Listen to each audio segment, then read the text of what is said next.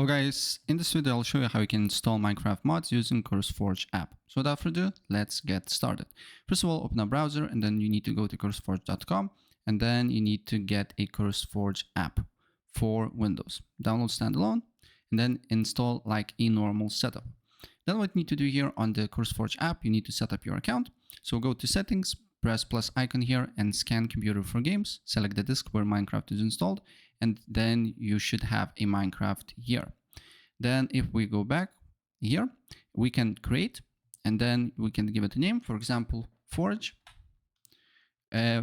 Forge mod pack, or Fabric, it really doesn't matter what you want to do. Select Minecraft version and then select mod loader. In this case will be Forge. Press create. And then we need to wait for a couple of seconds until it's installing here. And after it's installed, you just need to press on it. Then you should see a mods section here, data packs. So if you want to add mods, you need to add content here and you need to just add mod that you want.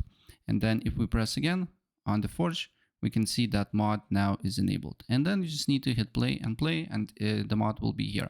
Also, you can do with a different, basically mod loaders.